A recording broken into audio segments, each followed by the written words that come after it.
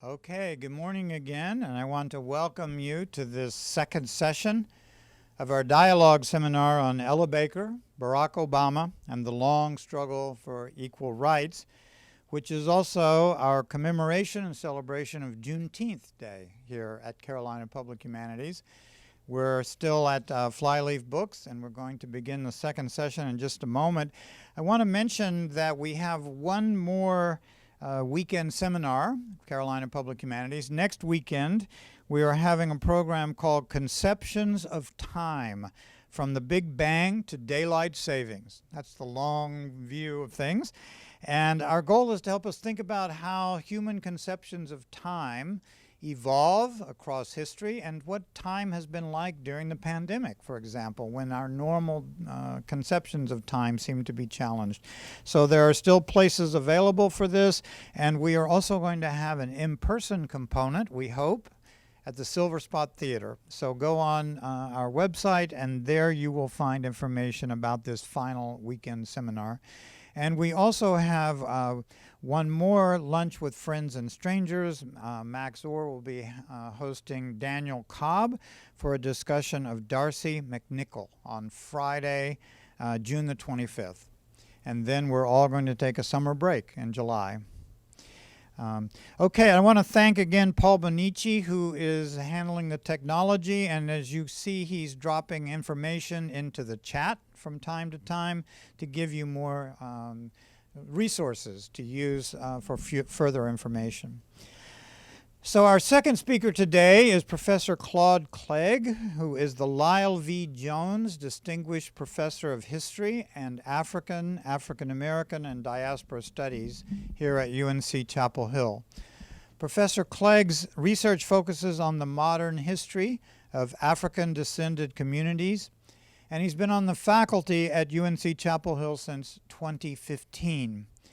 But his connection to UNC goes back much farther because he grew up in North Carolina, actually in Salisbury, and received his undergraduate degree at UNC Chapel Hill. I think he took history courses at UNC Chapel Hill, including from our distinguished colleague Colin Palmer. But then he went on to complete his PhD in history at the University of Michigan in Ann Arbor, and he taught previously at North Carolina A&T University and also at Indiana University, where he also served as chair of the history department.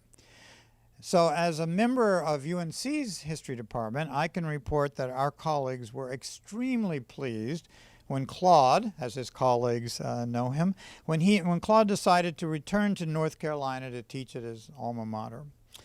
And his teaching and research range widely across modern African American and Atlantic history. He's published many articles and books. I'll mention that his influential publications include books such as Troubled Ground, A Tale of Murder, Lynching, and Reckoning in the New South, which focuses on a lynching in his hometown of Salisbury, North Carolina. It's published by University of Illinois Press in 2010. He also published The Price of Liberty, African Americans and the Making of Liberia, published by UNC Press in 2004.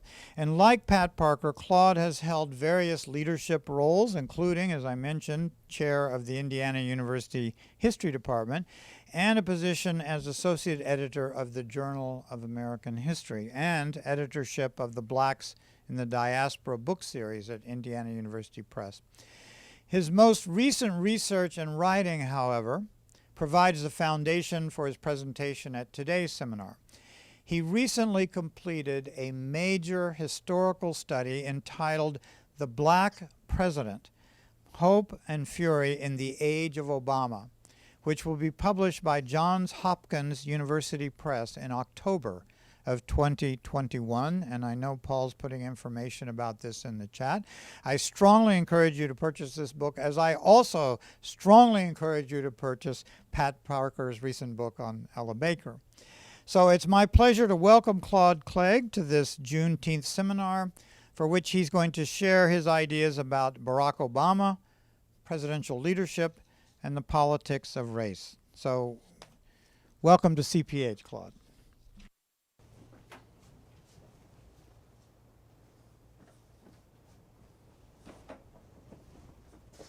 Okay, good morning all. Thanks very much for that very kind, generous introduction. Professor Kramer, colleague from the History Department here at UNC Chapel Hill.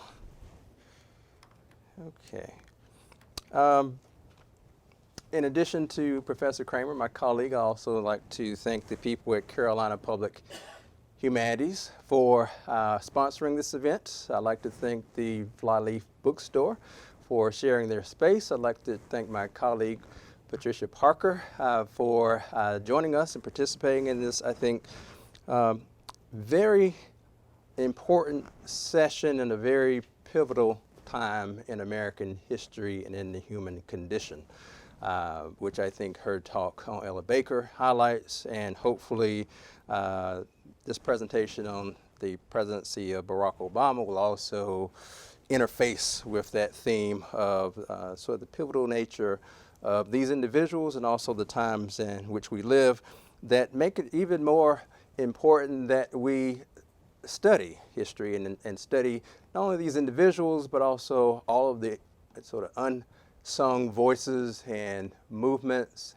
and people that made the prominence and the importance and the impact of these individuals such as Ella Baker and Barack Obama possible.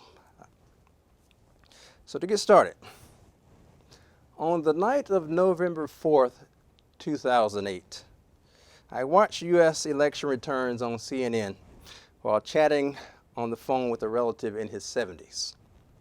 We were both engrossed by the prospect of a black person being voted into the highest office in the land, a feat that no one had ever seen before.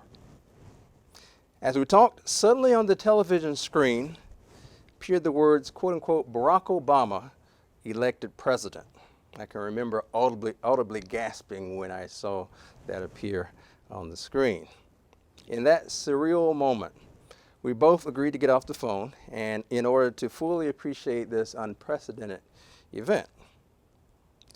I would learn only later that my older relative's vote for Obama was his first ballot that he'd ever cast in his life. He was in his 70s when Obama was elected.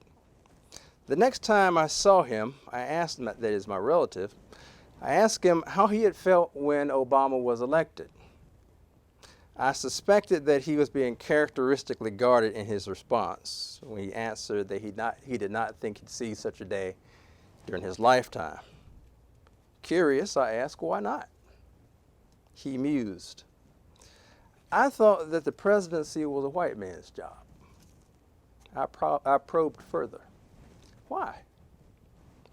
He retorted with a question. What number president is Obama? I said, he's number 44. How many before him were white men? My relative asked. I conceded 43. Yep, he answered smugly as he checkmated me. You see, a white man's job. Blacks were not allowed to serve in the White House. I still reflect on that conversation in thinking about the historic nature of Obama's two-term presidency and how history will eventually measure it. Soon after the 2008 election, I decided to write a book on the Obama White House years, specifically how they were witnessed, experienced, imagined, interpreted by African Americans, his most supportive constituency. As an observer, I knew that his presidency was uniquely historic as it began and unfolded, but as a historian, I wondered how to think about it historically just a few years after the Obamas left the White House in January of 2017. Unlike my previous books, the contemporary nature of this project seemed to demand a more flexible and real-time approach to the research and to the question of how the subject matter could be eventually historically construed. To put it a different way, witnessing the Obama presidency while trying to think about it in contextual terms placed me in the position as a historian, and it's a somewhat uncomfortable position, of constructing a historical archive and a historically informed narrative without the benefit of historical hindsight, which as historians, that's the bread and butter. That is to have some hindsight, some distance from events, so that we can critique them in a more informed, ideally, and objective way than, again, the events being in your time, so to speak, and you as the historian being part of those times. Again, historical hindsight is, that is, historians read the past with the benefit of present hindsight.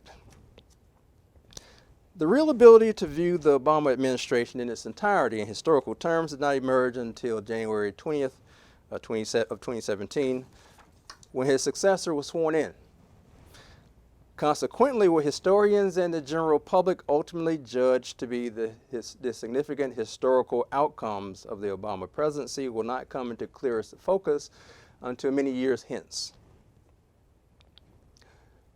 Despite this immediate term limitation of historical vision, it is imperative that historians bring their contextual tools and scholarly perspectives to bear on the recent past, lest their hesitance allow the interpretive void to be filled by simplistic narratives and disinformation that mislead the public and even corrupt its capacity to understand events, contemporary and remote.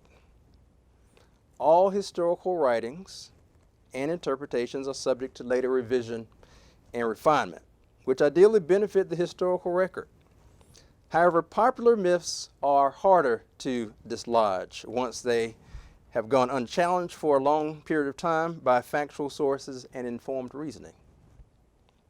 In this digital age, when conspiracy theories, viral propaganda, and accusations of quote-unquote fake news so easily and quickly circulate globally, the grounded work of historians and other serious students of the past become all the more relevant and required. These observations thus suggest both the challenges and rewards of this book that I've just written, which is among the most fully formed historical accounts of Obama's 8 years in the White House. And if you'll indulge me for a plug of the book. My presentation today focuses on the presidency of Barack Obama, and in particular his leadership methodology, his ideological tendencies, and his approach to governing. Drawn largely from my forthcoming book, The Black President, Hope and Fury in the Age of Obama, this talk engages Obama as a central player in 21st century U.S. political culture, examining the leadership qualities that he brought to bear during his 2 terms in the White House, as well as the reception of his presidency by the larger American public. A central concern of the book and this presentation is Obama's navigation of issues concerning race, whether the social justice protest that marked his 2nd term in office, the discontent of many of his black critics, or the right-wing backlash against his presidency that would ultimately lead to the election of the most unlikely of his successors. The talk concludes with some comments on Obama's legacy in regard to its implications for the symbols and substance of African American political engagement and electoral power in the 21st century. I very much look forward to engaging my colleague, Professor Parker, and my other colleague, Lloyd Kramer, during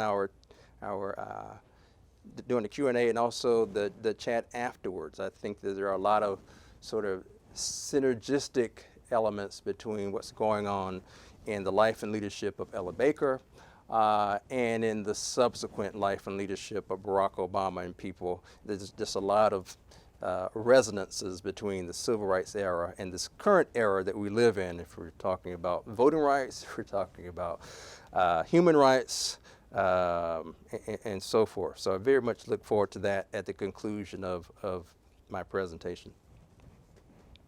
Barack Obama was born in Hawaii in August of 1961 to 2 University of Hawaii students.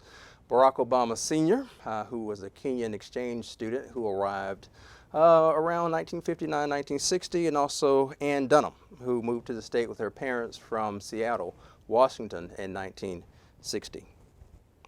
The marriage of Dunham and Obama, the Obama marriage, Obama Sr., was unhappy and brief, with the father leaving for Harvard University shortly after the birth of Barack Jr. His mother, Ann Dunham Obama, would eventually earn a doctorate in anthropology from the University of Hawaii, but after many years of travels across the Pacific world. Well, what was that? What were the implications for Barack Jr.? Well, it was an itinerant, somewhat unstable childhood. Part of it spent in Hawaii with grandparents, that is the parents of his mother.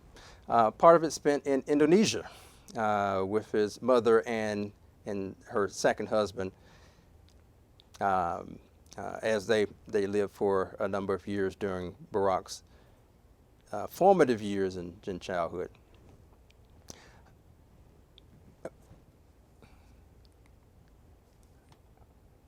Thank you, Professor Kramer. Advancing the slide. I argue in the book that these peregrinations, these travels, this experience of having a missing father in his life, his mother's sort of in and out. He's raised a substantial part of his childhood in Hawaii by his grandparents. They develop in young Barack Obama a sort of survivalist ethos, a survivalist way of approaching, and a negotiating ethos too. That is, a young boy, father's not in his life, he's mixed race, but he's living in places in which he's an oddity, such as in Indonesia and in Hawaii. He is raised by white grandparents and also a white mother.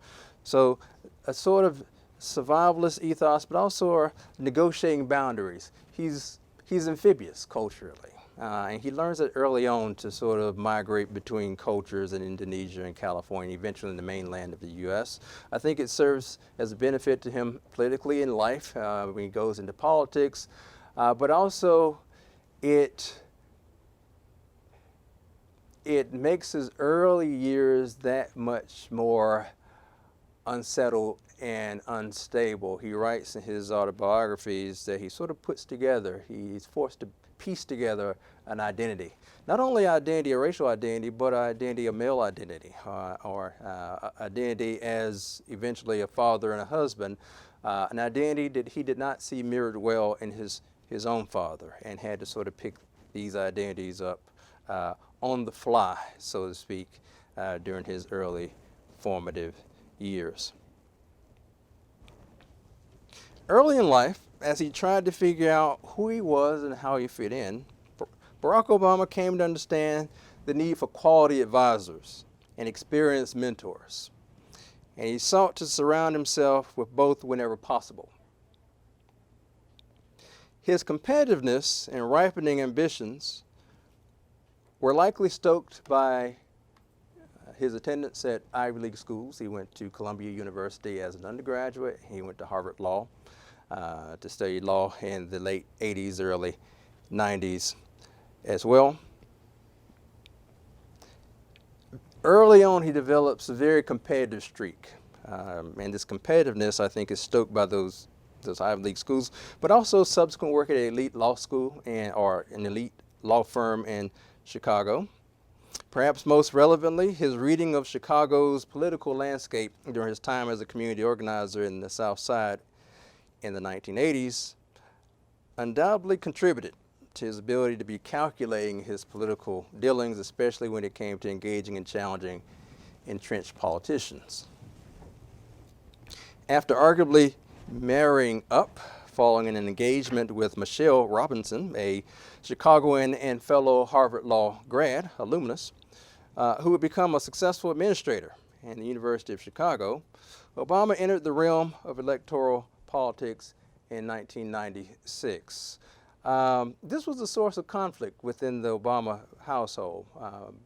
Both Michelle Obama, in her recent memoir, Becoming, and also Barack Obama in his book, The Audacity of Hope, talk about this sort of conflict where you have Obama more or less doing what his own parents had done, being away from home, pursuing his own career ambitions, while Michelle Obama, who had a successful career herself. She was an administrator at the University of Chicago in the hospitals. She was an associate dean at the university, but she's thrown back on her heels, having to raise eventually 2 daughters, substantially alone during these early years of Obama joining the political realm. In politics, Barack Obama was characteristically civil, respectful, and even gracious, even when it came to his opponents. And he preferred not to burn bridges or alienate potential future allies. In the Illinois legislature as a state senator between 1997 and 2005, he revealed himself to be a pragmatic center-left Democrat who attempted to arrive at bipartisan compromises with Republicans on issues such as health care, taxes, and policing. However, in the corrupt, transactional blood sport that was Illinois politics, Obama learned how to kill, and to kill well, and could be remarkably calculating and strategic when it came to dealing with both political allies and foes. If there was a through line, if there was a constant in Barack Obama's political development, his professional trajectory, it was the ambition. He oozed it, as many people in his background, whether it was fellow legislators, whether it was people in law school, whether it was people who would participate in his eventual presidential and senatorial campaigns. In fact, he himself was among the first to note that this was a persistent feature of his personality. He considered it a flaw. In his book, The Audacity of Hope, which came out when he was a senator, a U.S. senator in 2006, he called it a chronic restlessness. This inability to concentrate on the here and now, what things were going on around him, as opposed to looking for the next step up to the next thing in life, this sort of unbridled ambition. It was maybe something he inherited from his parents.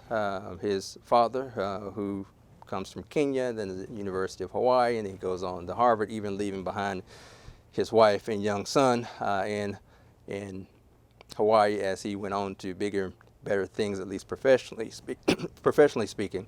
It was this animating tick that Barack Obama Jr., the son, also had. A political impulse that I think served him well and ill on various occasions. Having won a seat in the U.S. Senate in 2004, he was only a senator for four years before running for president of the United States. He was still a junior senator from Illinois.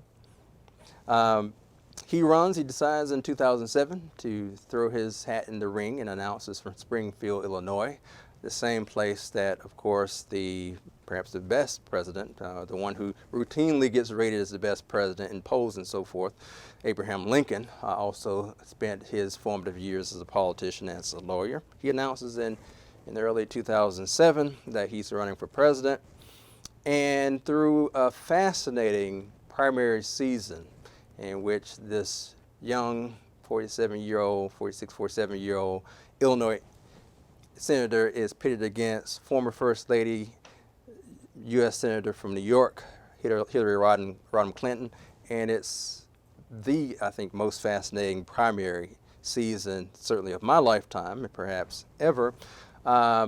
He is elected in November as the 44th president of the United States, a historic election, the first African American to be elected to the office. He takes office in 2009. He inherits the worst economic crisis since the Great Depression. One joke about his election was, a few people said it would, it'd be just like America to sort of elect a black guy and live up to sort of the promise of its creed, but elect him to the worst job in the world, that is, to pull the country out of this economic crisis. The fiscal catastrophe that unfurled during the waning months of the George W. Bush presidency resulted from a confluence of events, decisions, and mistakes that had been detectable if one had looked hard enough into certain data institutions and at certain actors. A gargantuan housing bubble inflated with bad loans to desperate borrowers from shady lenders burst in 2008 with enough explosive power to gravely damage large banking and investment institutions, which undergirded much of the banking industry and the financial segment of the economy. Credit markets that had enjoyed a decade's worth of deregulation suddenly froze, sending shockwaves through every group, entity, and sector that depended on borrowing money to survive. Companies laid off workers, bankers foreclosed on homes, and the stock market began a death spiral that decimated the retirement savings of entire generations of workers. The recession was a mile deep. The economy contracted about 10% and was savaged further by the eventual loss of 8 million jobs and 15 trillion with a T dollars in paper wealth. And it was a mile deep. European countries drowning in ruinous debt threatened default, and developing economies staggered and backpedaled under crushing fiscal blows. When the catastrophic impact of what would become known as the Great Recession came into clearer focus in financial data and real-world experiences, it was apparent that the United States had fallen into a deep economic ditch. Even worse, Black America had not only fallen into the same ditch, but had rolled down a mountain and then plummeted off a cliff. Nearly every metric, from statistics on household wealth and home ownership to measurements of employment and poverty, told the same disheartening tale. While the country was experiencing a recession, African Americans were collectively weathering a depression. During the downturn, Black people were disproportionately affected by both the deep decline in property values and high-interest subprime mortgages and loans that predatory lenders had marketed to them. Waves of foreclosures devastated many communities, with the home ownership rate for Black people falling 45% to 45% in 2011 compared to 74% for whites. Between 2004 and 2009, the median net worth of Black households dropped 83%, from roughly $13,000 to $2,000. If you can imagine, that was literally the net worth, the average net worth of African Americans by 2009, $2,000. That's everything. That's the value of your home, which many of these mortgages, or these homes were underwater. That is, people owed more to the bank than the house was actually worth. Money that you'd saved, your belongings, $2,000 in net worth, your car, and everything else. In contrast to a decline of 27% among white households in terms of net worth, from $134,000 to $98,000. The wealth collapse was tied closely to the widespread loss of homes during the 2007 to 2009 recession, which was all the worse for Black people, for whom home ownership accounted for 60% of their household assets. So once the housing market collapses and this bubble bursts, if your net worth was tied to home ownership, you can imagine what happened when the mortgage bubble bursts and the housing bubble bursts and the value of these homes plummeted. In many cases, people still owing quite a bit of money on their mortgages. Since African Americans entered the Great Recession with lower amounts of wealth, they could not rely on savings, inheritance, home equity, or relatives to staunch the economic bleeding. For millions of families, these deficiencies were not ameliorated by a tax code that favored middle-class homeowners and businesses, and were, of course, exacerbated by a reeling job market that shed hundreds of thousands of jobs by the end of the 2008 election season. Black unemployment, which has historically been twice that of white unemployment, spiked during the Great Recession and even afterwards, approaching a 17% rate by 2011 compared to the overall national rate, that is, of all Americans, of 9%.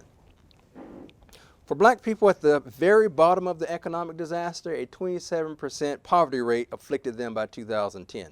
For their children, the rate surged to 39%, 3 times the percentage of white youths living in poverty.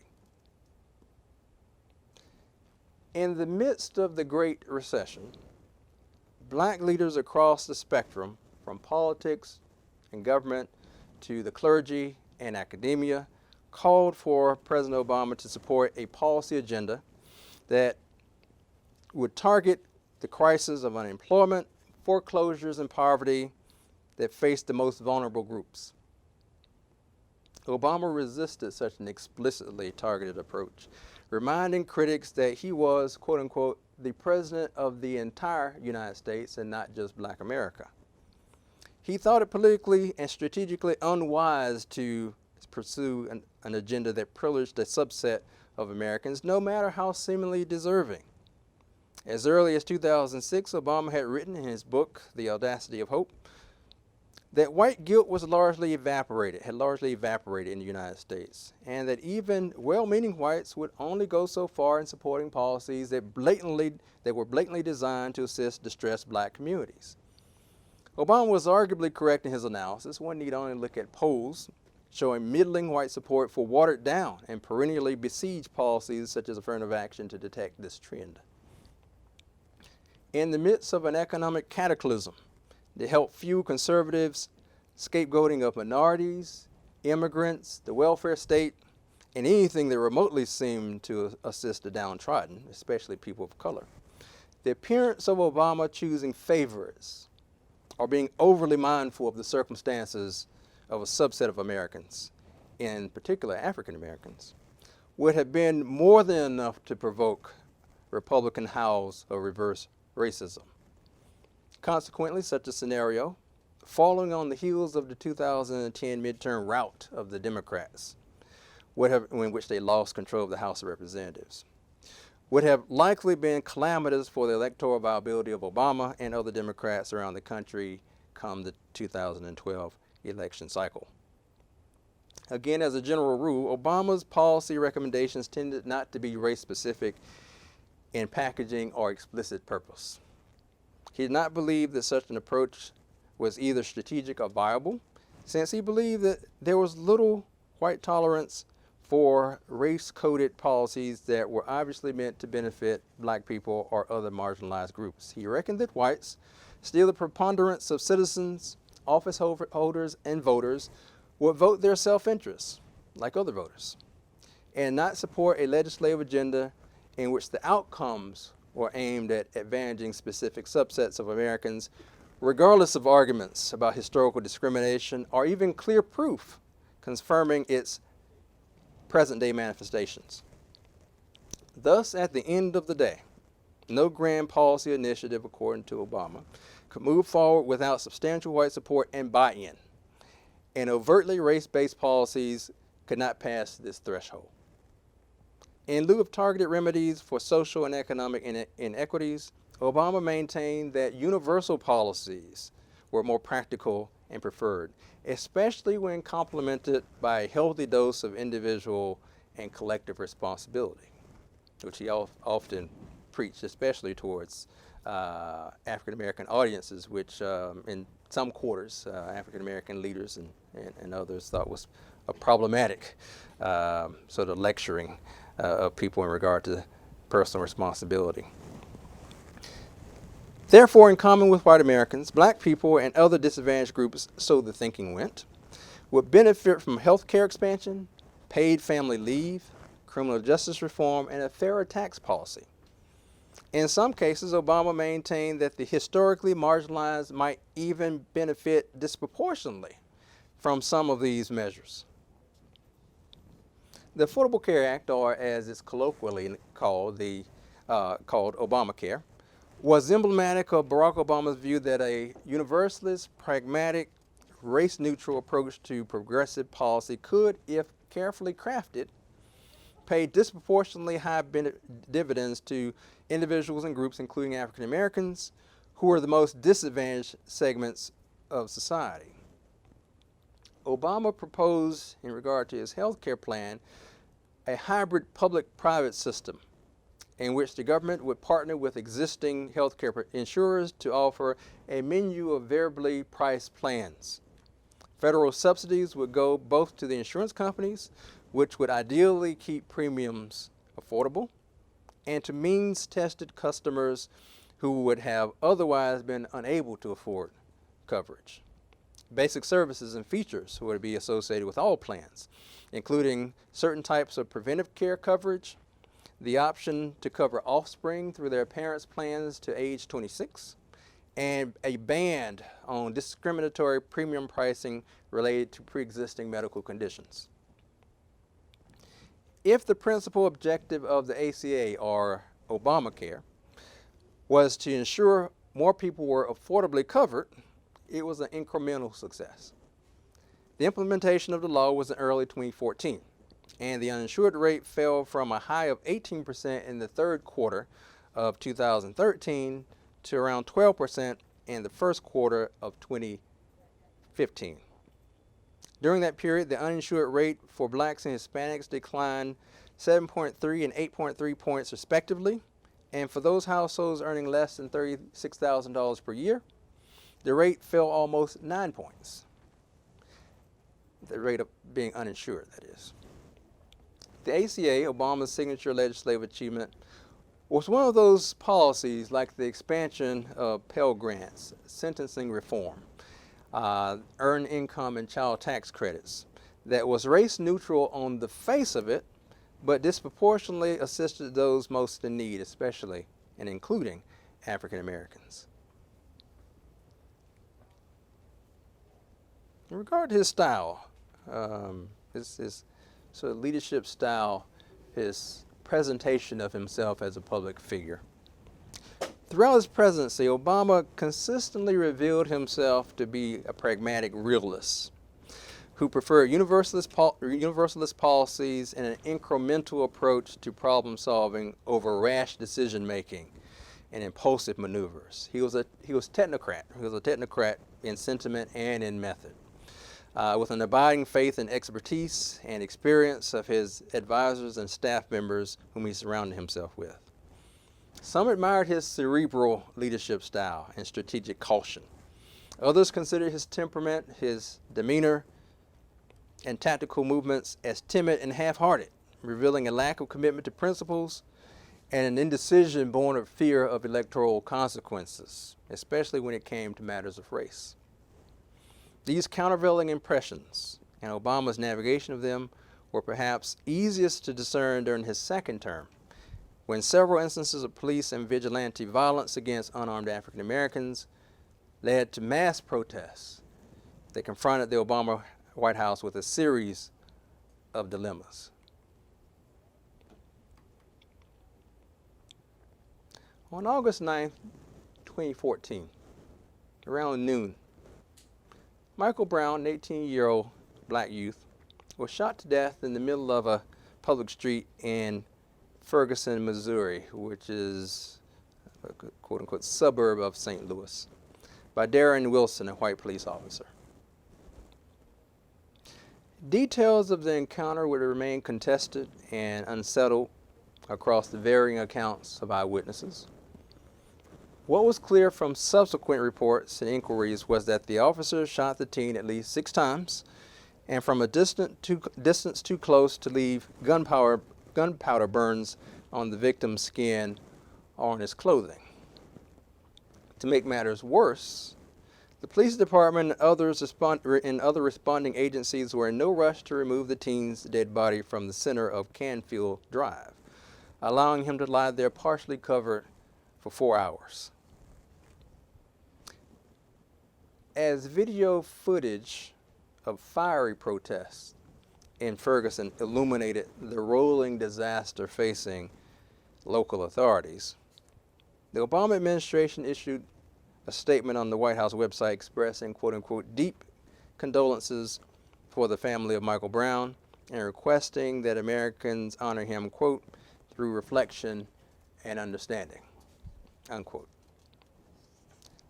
The message confirmed that the Justice Department was investigating the killing in tandem with Ferguson officials and was ready to, quote, direct resources to the case as needed, unquote. The statement was the kind of measured, middle-of-the-road, non-judgmental offering that had become formulaic for the White House when faced with a troubling situation. A more forceful and substantive response would follow only when the crisis did not abate and threatened to consume the media cycle, which all White Houses and all politicians try to control the media cycle and the sort of narrative that the public has access to, and especially the kind of narrative that takes hold with the public. If you lose control of the media narrative, the media cycle, especially in our culture, which is so diverse when it comes to media outlets, whether it's social media, whether it's print journalism, whether it's television, whether it's internet and so forth, to lose control of the media cycle, or at least a substantial part of the media narrative, the public narrative, is often the road to ruin for any administration. And the Obama White House knew this as well as any administration. In this case, however, the tensions and protests in Ferguson did not dissipate after the president posted and gave his remarks, sort of middle of the road, both sidism kind of remarks about the need for the protesters to be lawful and to not be violent or too confrontational, and the need for police to respect the right of protesters to protest, and of course condolences to the Michael Brown family. Actually, the system or the situation eroded even further after the president's words. For the Obama White House, Ferguson was a unique case study in crisis management. To a much greater degree than many other episodes of police violence against unarmed black people, the political heat radiating from Ferguson could be readily felt in the White House itself. With the public killing of a black teenager in the middle of a street in a black neighborhood, and in a city with a long history of both official and customary racial discrimination and abuse, a critical mass of people were no longer content with waiting for the slow turning wheels of justice and the law to address long-standing municipal malfeasance and police aggression. To be sure, there were many places like Ferguson, with long sordid histories of racial discrimination and disfranchisement that lasted into the present. And many of them could have exploded after a precipitating tragedy or indignity. But it turned out to be Ferguson, Missouri, that blew up during Obama's watch, and thus it was his crisis to address. Overall, the president was true to form, initially cautious and incremental in his response, and amplifying the administration's response as the first response proved to be inadequate. In this case, his more active second-term agenda concerning criminal justice reform merged with a growing willingness to take on matters of race, leading to a more substantive policy and executive response than would have likely been the case during his first term in office. The quick launch of an investigation into the Michael Brown killing and police abuses, dramatized by Attorney General Eric Holder's visit to the city and Obama's more frank rhetoric, set a tone of urgency and determination.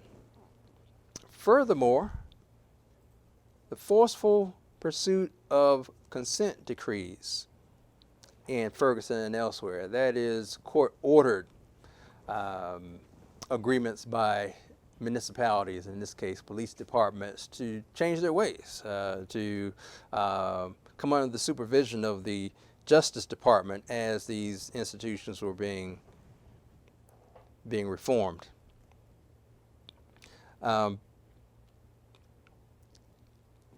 Coupled with, again, a seriousness in regard to racial justice, was something that people did not believe that they would see until they actually saw it from the Obama White House.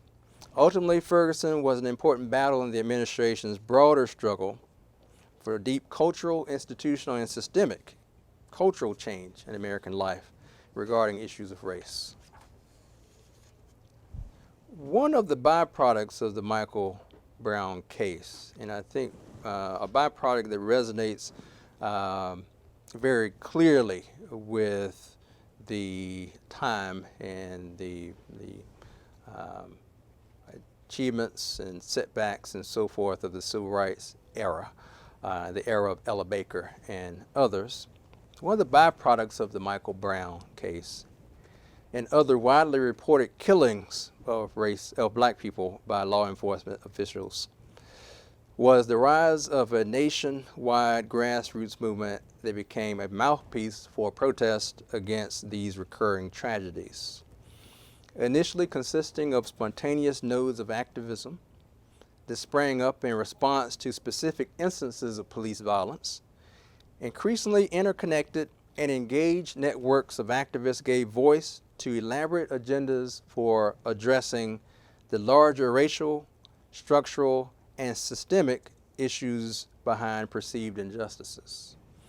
Similar to the recent Tea Party rebellion within the Republican Party and the Occupy Wall Street demonstrations of 2012, protests against police killings took advantage of social media, especially Twitter and Facebook, to create dynamic information relays and vast webs of user participants. Internet posts, videos, tweets, hashtags launched emergent issues and events into cycles of viral coverage and reportage, instantaneously creating communities of sentiment and deep archives of commentaries and images. Groups with names such as Black Youth Project, Hands Up United, and Ferguson Action took to the streets and smartphones to publicize developments as they occurred and to strategize responses. The swift ascent of these activist formations in the national discourse and even global consciousness was made possible by the seamless mating of ubiquitous 21st century digital technologies with youth militancy and idealism. Once mobilized, these social justice coalitions fueled iterative patterns of messaging, organizing, and protesting that amplified both the power of the media of choice and the urgency of their articulated demands.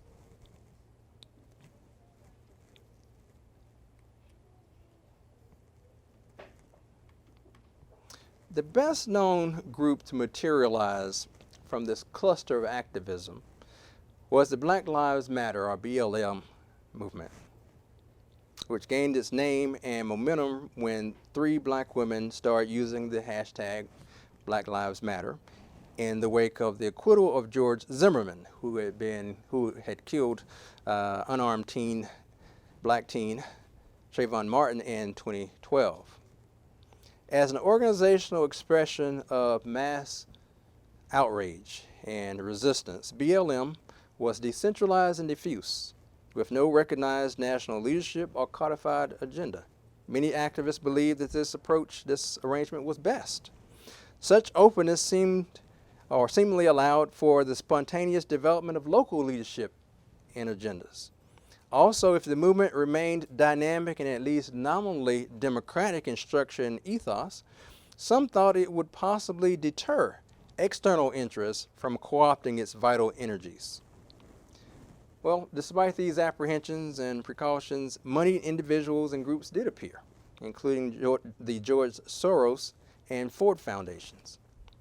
Some prospective sponsors were genuinely drawn to the progressive policy potential of BLM. Others imagined the movement's sprawling branches of activists and workers as vehicles for their own projects. From BLM's inception onward, conservative forces in the media and politics responded to it in a variety of ways, ranging from perverse fascination to avowed revulsion. Most commonly, such critics wrote off the movement as anti-police and racially chauvinistic because of its demand for greater respect for black life in the United States. Barack Obama was publicly sympathetic to the Black Lives Matter movement and its crusading fervor against police violence and racial oppression in general. With his favorable impressions, or while his favorable impressions were often balanced with laudatory comments in terms of law enforcement and the need to support law enforcement, and that most law enforcement officials were serving honorably, his admiration for the activists, the BLM activists, seemed genuine. Perhaps recalling the anti-apartheid demonstrations and community organizing of his youth, Obama actually appeared energized by some of the idealism, and as he put it, quote unquote, the righteous anger that he discerned in BLM members. Despite the president's outreach and his public sympathy, not all of the young activists reciprocated the gestures. Sometimes the criticisms from activists frustrated Obama, since it revealed, in his view, a lack of awareness of the limits of executive power, or the fact that he was the head of only one branch of government. Nonetheless, while he might boil with annoyance, the president typically allowed the young people to have their say, no matter how seemingly off base in his view. Usually I'd just smile, he later told an interviewer when activists questioned his sincerity and commitment to racial equity. In hindsight, it was probably a reasonable concession for him to make to the voices of the next generation.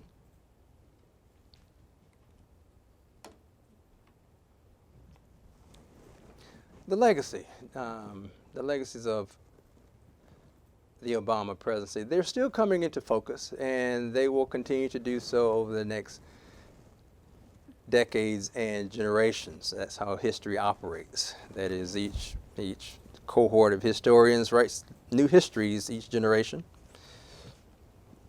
and things that were emphasized as the historical outcome of some event in one generation might be de-emphasized in the next generation, whether it's new information that comes into view and is discovered, or new interpretations of existing or older sources. So we're still, as historians, we're in really the early phases of unraveling the historical takeaways, the through lines of the Obama presidency. There are certain things, however, that we can pinpoint as legacies of his presidency, even at this vantage point where we're just 4 years out from him leaving office. One, it was a historic presidency. The first time a person of African descent had won the highest office in the land, a two-term presidency. So not only was he elected, but he was reelected in the midst still of an economic malaise that by all rights should have denied him a second term in office, according to historical trends in regard to what sort of unemployment rate in particular denied a president a second election or re-election. The Obama White House showed itself to be competent, relatively scandal-free as an administration over 8 years, and that achievement alone for a lot of people was the major takeaway. That is, a competent, serious, professional, dignified, thoughtful black man, black first family in the White House was the through line, was the takeaway, the major legacy of the Obama administration. In terms of achievements, Obama could reasonably claim credit for a number of accomplishments, from the ACA, or the Affordable Care Act, and stimulus measures that saved the country from economic ruin, to measurable progress on criminal justice reform, especially late in his presidency, anti-poverty measures, and environmental protections. Internationally, he reduced American military deployments in Iraq and Afghanistan, even if the Arab Spring seemed to have caught him and his administration flat-footed and compelled it to choose between popular uprisings in the Middle East and allied autocrats. There were, of course, shortcomings and incomplete tasks that marked the Obama record, which was further diminished by relentless GOP or Republican resistance in the Congress and elsewhere. These shortcomings and incomplete tasks included marginal to no progress on immigration reform, gun control, and income inequality, as well as a reluctance on the part of the administration to pursue the white-collar crooks and rogues responsible for the countless toxic mortgages and other chicanery that led to the financial crisis and its attendant human suffering.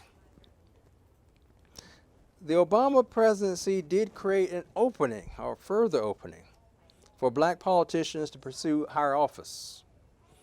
It helped to make a Kamala Harris vice presidency conceivable, along with black occupants of cabinet positions and other federal, state, and local offices. A generation came of age during the time of a black first family, which resulted in the American creed concerning freedom and equality shining as bright as it ever has.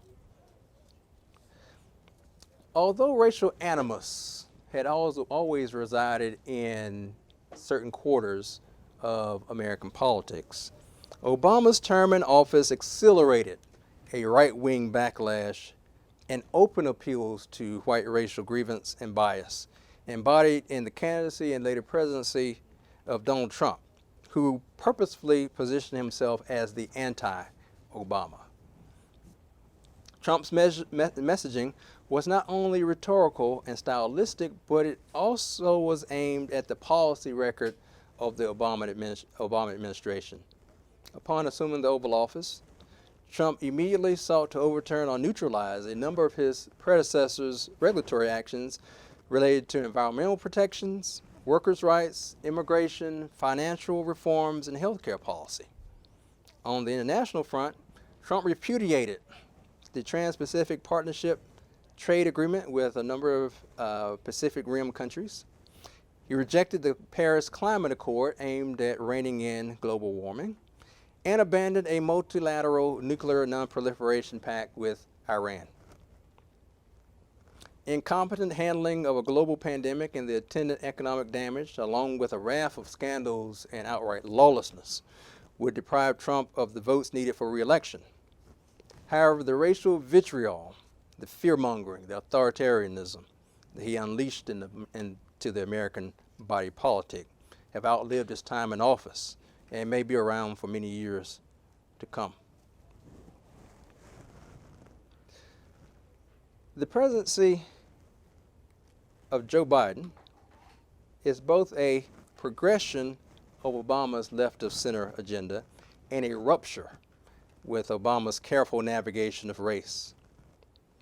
Biden has emphasized racial equity in ways that, ironically, Obama would never have publicly articulated or committed to as the first black president, or perhaps been allowed to get away with in regard to the electorate of his day. Further, Biden has explicitly hitched his political fortunes to a multiracial coalition with black voters at its center in ways that have showcased African American political engagement and electoral strength, but has fueled a further shift of the Republican Party to a right-wing populism and ethno-nationalism that still revolves around the person and pronouncements of Donald Trump. Biden has retained some of Obama's strategic caution, incrementalism, and technocratic embrace of expertise, but has positioned himself and his agenda as potentially more transformative than Obama's was, whose presidency also began in the midst of an economic calamity. As for the post-presidency of Barack Obama, he remains optimistic. His latest memoir, entitled A Promised Land, was published in the days following the 2020 November presidential election. Though excessively detailed with the tedium and minutiae of governing, the book radiates confidence regarding the nation's future. But the volume also is tempered by a wisdom that comes from experiencing hard-won successes, dispiriting reversals, and unintended consequences. Like many Americans, Obama views the Trump presidency as a dire cautionary tale. And he recognizes that no single election will settle the issues that so fiercely divide the country. Yet, writing in the midst of a pandemic, nationwide protests in the wake of the police killing of George Floyd, Breonna Taylor, and many others in 2020, also writing in the midst of another near economic collapse occasioned by the pandemic, Obama still holds fast to the belief in the possibility of America and, quote unquote, our experiment in democracy. Just as he did when he made his improbable bid for the presidency in 2007, 2008, Obama expressly places his faith in the younger generation of Americans whose future is tied to the promises and peril of the new century. Ever the pragmatic realist, he continues to see and write about the world as it is. This newest meditation, though filtered through the harrowing hindsight of the last 4 years, reads much like the same aspirational mantra of hope and change that he became synonymous with during his presidency, his main slogan during the campaign of 2008, and again, very much associated with him as a public figure, this sort of hopeful, optimistic individual. And as one might expect at this point in his journey, Obama makes no apologies for his enduring optimism. That officially concludes my presentation. I look very much forward to questions from our audience, and thank you all for your engagement, the audience, ahead of time, and I also look very forward to the conversation with my colleague Patricia Parker and also Lord Kramer. Okay, thank you very much for that very informative and wide-ranging discussion of Obama and his presidency. I wanted to begin with one sort of broad question that comes back to where you began about Obama's ambition.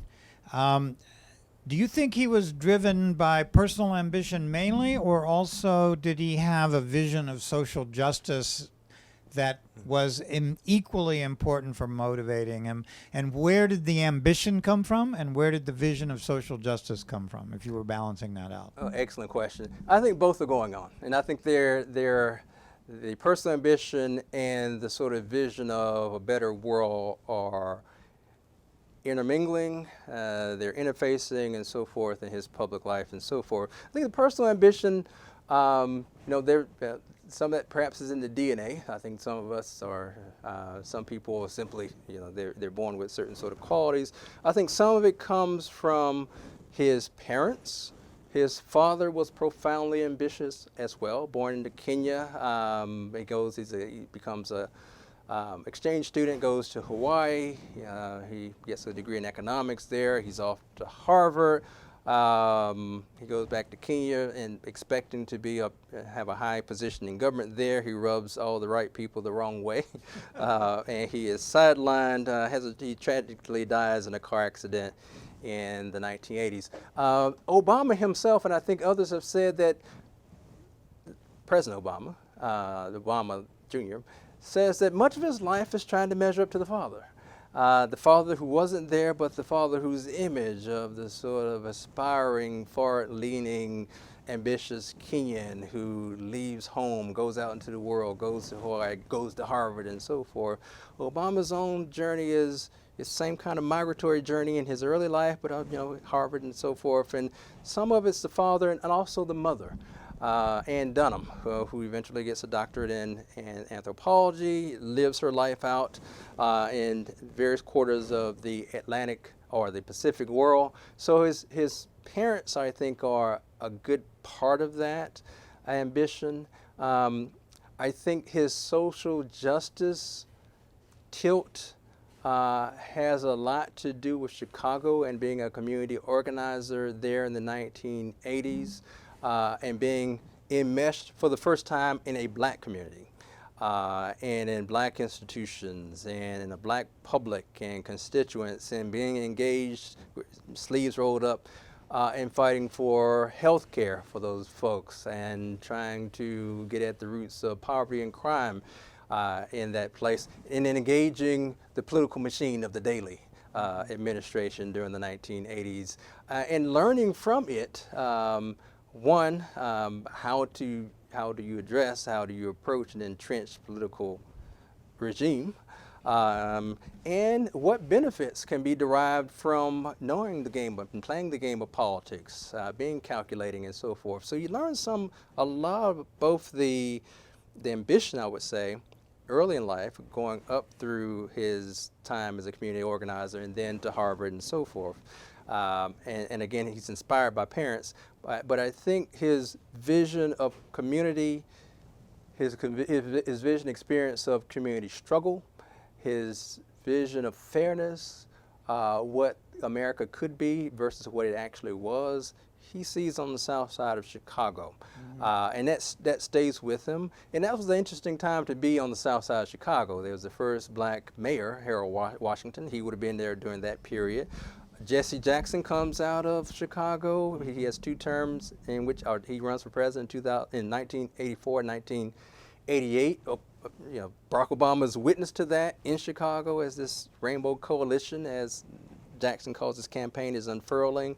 So he's in this sort of cauldron of black political electoral aspirations of these larger than life figures such as a Harold Washington and a Jesse Jackson, but he's in this black community, which is very different from anything he's ever seen in Hawaii or in Indonesia.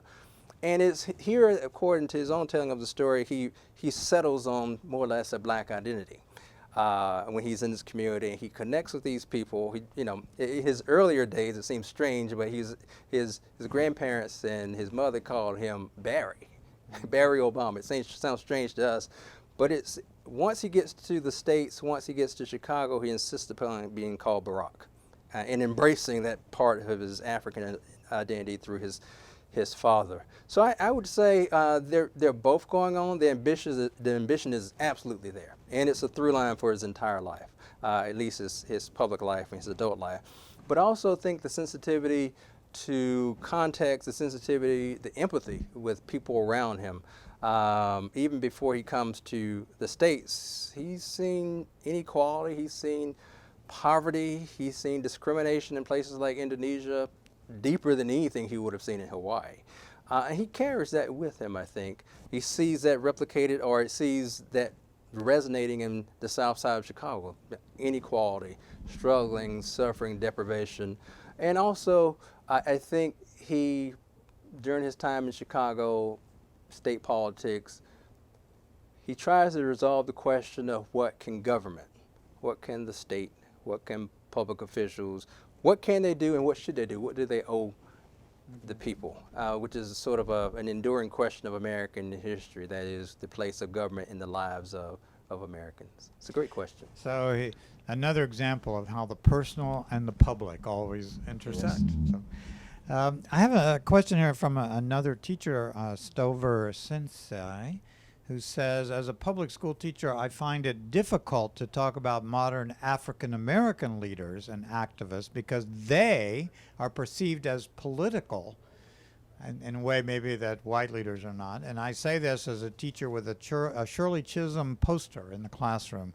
How can you recommend navigating the juxtaposition between activism and politics when you're teaching about history? I think it's probably a false dichotomy to separate activism and politics, and we shouldn't shy away from one or the other. Just to chart African American leadership, let's say 30 seconds or less, Barack Obama is a strange figure within the 20th century African American leadership in regard to his background. This Harvard-educated guy who's not in the clergy and not in the church, who is not coming from the South. He's not, he doesn't have a sort of black Southerner experience as many black leaders of the 20th century. So he's outside the mold in that sort of way compared to a Dr. King or a Booker T. Washington or Ella Baker or Fannie Lou Hamer, Southerners from their parentage or their grandparentage, former enslaved people. Many of these people, especially the male leaders, are coming out of churches. They're coming out of a Christian experience. They're clergy and so forth.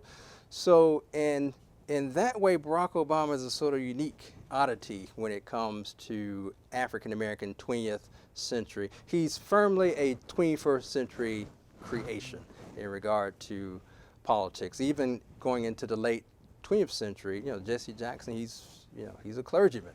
And many of these other folks who are running for office and who are positioning themselves as leaders in Black America come out of the church. So to the question, I would embrace the diversity of that experience and background when it comes to Black leadership. I wouldn't shy away from it. Again, I think most Black activism is political. Certainly those who reach the national stage, whether it's a Barack Obama, whether it's a Fannie Lou Hamer, whether it's Ella Baker, whether it's a Dr. King and so forth, even these folks who are church and clergy members and so forth, the church is a political space. And it has to be because these folks are shut out of other spaces. They can't vote, they can't hold office, and so forth. So the church in and of itself, and this goes back into slavery and the suspicion the Black church falls under during slavery, and laws on the books that say that their services have to be supervised by local authorities, white authorities, because they understood that to be a political space. So I don't think it's especially useful to try to disaggregate activism from politics, from religion, from culture. It's a continuum, and these folks are migrating back and forth across this continuum, and I think in ways that are enriching and cross-fertilizing these movements. And again, in terms of sort of 21st century, modern, postmodern, however you want to put it, Black leaders, I think the shift away from the Black leader as clergy member is interesting. Whether it's or Black leader as Southerner coming out of that experience is interesting. Kamala Harris is not a Southerner. She's not clergy and that sort of thing. She's Vice President of the United States. Cory Booker, Barack Obama, you can go down the list of sort of this new breed of Black leader that doesn't have those roots. For the most part, doesn't pretend to have those roots. Does embrace themselves as Black. It does embrace that identity, but sort of opens up what that can mean. It doesn't have to mean that you were a former clergy or that you're a Reverend so-and-so. It doesn't have to mean that you're from the South. It doesn't have to mean that you necessarily trace your ancestry back to African-American enslaved people. Of course, that raises certain tensions in the Black community too. That is about authenticity. Barack Obama faces that his entire life. Yeah. This guy is not really one of us. Yeah. This guy is half and half. His parents can't trace back to. So it raises those issues, and I think I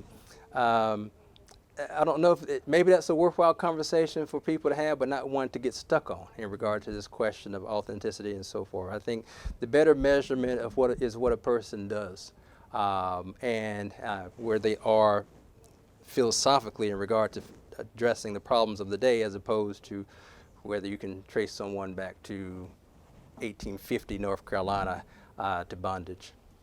That is an interesting point that Barack Obama is not only a trailblazer in the world of white political power, he's a trailblazer in the world of Black political and social communities as well. So that really adds another layer.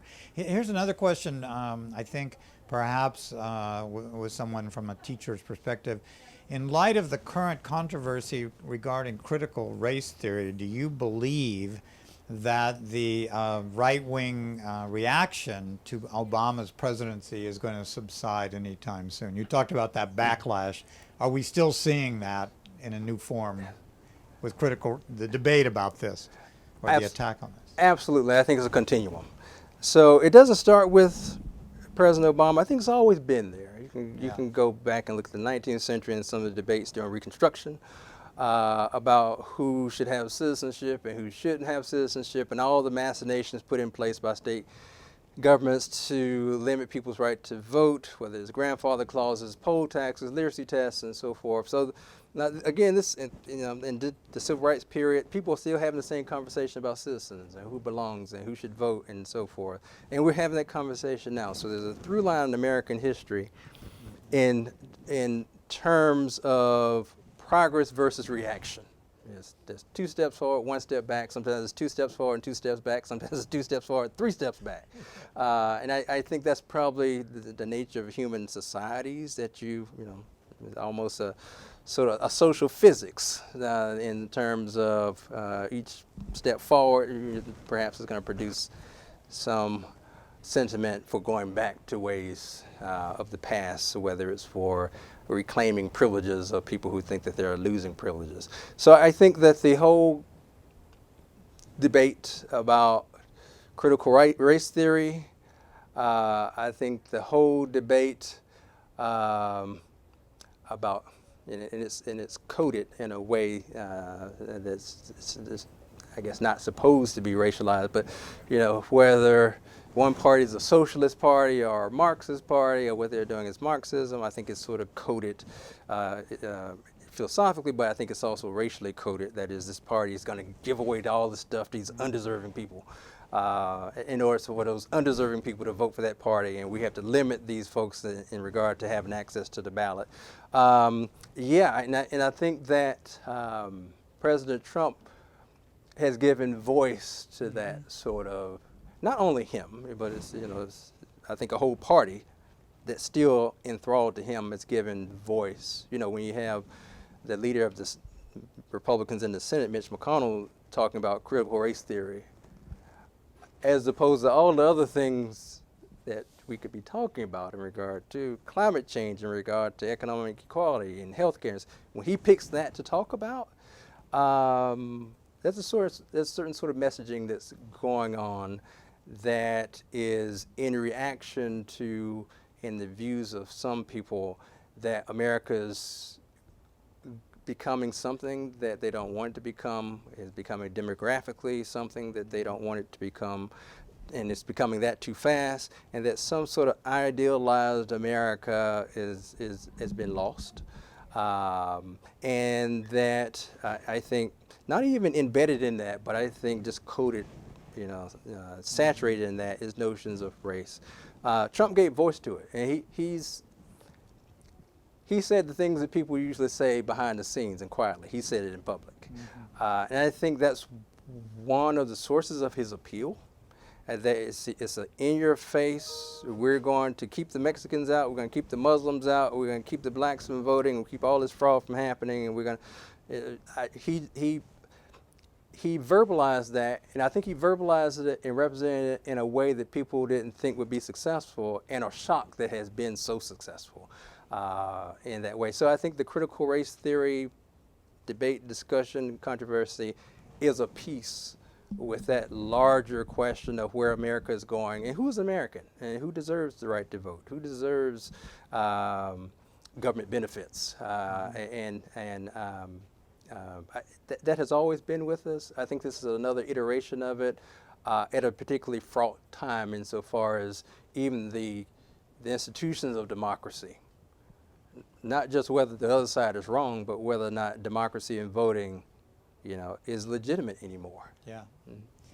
Well, this is where your comments about Obama's optimism sort of comes in, because somehow, despite this endless progress regression, he keeps his eye on the long game, as we say, right? That's right. We're going to need to stop here, and I'm going to bring Pat Parker back up on. We're going to kind of reorganize the chairs. We're going to have to take a very short break.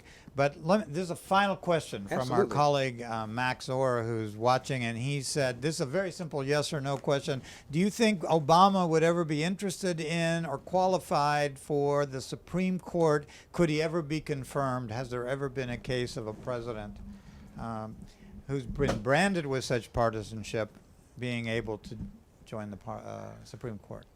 It depends on who controls this. It's not quite as simple, yes or no, but it depends on who controls the court. I think if it's in the hands of Republicans under the likes of Mitch McConnell in the Senate, no. No. Well, that's a pretty simple yes or no. It is what it is, yeah. Well, thank you so much, Professor Claude Clegg, for this engagement with Barack Obama. We're going to take about a 1 or 2 minute break, and we're going to continue the conversation. We're going to move the podium, put the two chairs together, and we're going to come back to some more questions for both of you. All okay? right. Thank you. A pleasure.